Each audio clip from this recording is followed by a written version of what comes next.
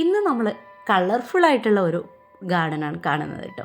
Gerbera പൂക്കളുടെ ഒരു തോട്ടം ഉണ്ടാക്കിയാൽ എങ്ങനെ ഉണ്ടായിരിക്കും? ജറബറ ഭയങ്കര മനോഹരമായ പൂവാണ്.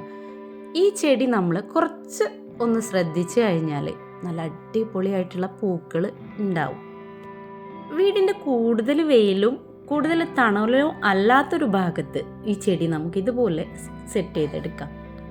ജറബറ ചെടിയിൽ തന്നെ ഹൈബ്രിഡും നോർമൽ വെറൈറ്റിയും ഉണ്ട് കേട്ടോ. നമ്മൾ ഹൈബ്രിഡ് വെറൈറ്റിയാണ് സെലക്ട് ചെയ്തിട്ടുള്ളത്. ചെറിയ 1-2 കാര്യം ശ്രദ്ധിച്ചാൽ ജറബറ നമുക്ക് ഇതുപോലെ പൂത്ത് എന്നും കാണാൻ കഴിയും. ഇതിൻ്റെ പോട്ടി മിക്സ് നമ്മൾ മണ്ണും മണലും, മണലില്ലാത്തവർക്ക് എൻസാൻ പൊടി യൂസ് ചെയ്യാം. അതും ചാണകപ്പൊടി, എല്ലുപൊടി എല്ലാം കൂടെ ചേർത്തിട്ട് നമുക്ക് അതിൻ്റെ പോട്ടി മിക്സ് തയ്യാറാക്കാം. ചെടി നടുന്ന സമയത്ത് ശരിക്കും അതിൻ്റെ വേര് മാത്രം മണ്ണിൽ ഊന്നി നിന്നാൽ മതി കേട്ടോ. ലീഫുകൾ മൊത്തമായിട്ടും അതിൻ്റെ മധ്യഭാഗവും പൊന്തി നിൽക്കാഞ്ഞാൽ നമ്മുടെ ചെടി നശിച്ചു പോകും. നമ്മളെ ഈ ചെടിയിൽ 1-2 തൈകളൊക്കെ ഉണ്ട് കേട്ടോ. ഞാൻ സെറ്റ് ചെയ്ത ഈ പ്ലാന്റുകളൊക്കെ നമുക്ക് സെയിലിന് വേണമെങ്കിൽ കൊടുക്കുന്നുണ്ട്.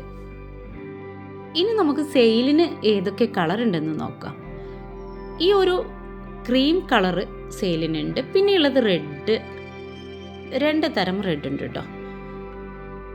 ഇത് യെല്ലോ തിക്കായിട്ട് ലീഫ് വന്ന ഫ്ലവറാണ്. എന്തൊരു ഭംഗിയാന്ന് നോക്കിയേ. ഇത് നല്ല ഓറഞ്ച് കളറ്.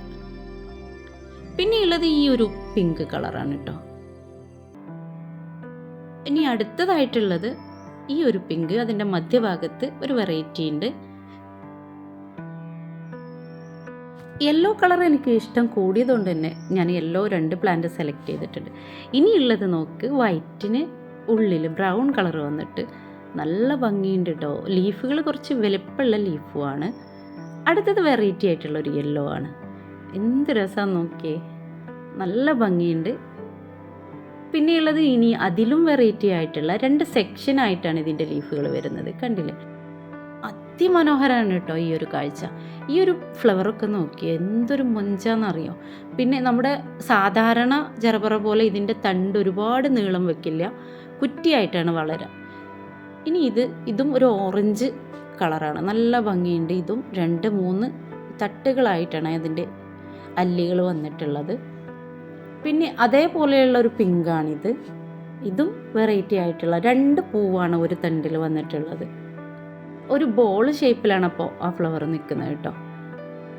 ഇനി നോക്കി, അടുത്തത് റെഡിന് നടുഭാഗത്തായിട്ട് യെല്ലോ ആണ് വരുന്നത്. പിന്നെ അതിൻ്റെ ചുറ്റും ഒരു റൗണ്ട് വരുന്നുണ്ട്. ഇനി അടുത്ത കളറ് അതിലേറെ ഭംഗിയുണ്ട് കേട്ടോ. പിന്നെയുള്ളത് ഈ ഒരു റെഡാണ്. ഇതിലും ഒരു തണ്ടിൽ 2 പൂക്കൾ വിരിഞ്ഞിട്ടുണ്ട്. നല്ല വലിപ്പമുണ്ട് കേട്ടോ ഈ പൂക്കൾ. ഇതിലും ഒരുപാട് തൈകളുണ്ട് ചെടികളിൽ. എല്ലാ ചെടിയിലും 2-3 തൈകളുണ്ട് കേട്ടോ. തിക്കായി വരുന്ന ചെടിയാണ്. ഫ്ലവറിങ് പ്ലാന്റുകൾ നല്ല ഭംഗിയാണ്. അത് നമ്മൾ കുറച്ച് കെയർ ചെയ്യണമെന്ന് മാത്രം.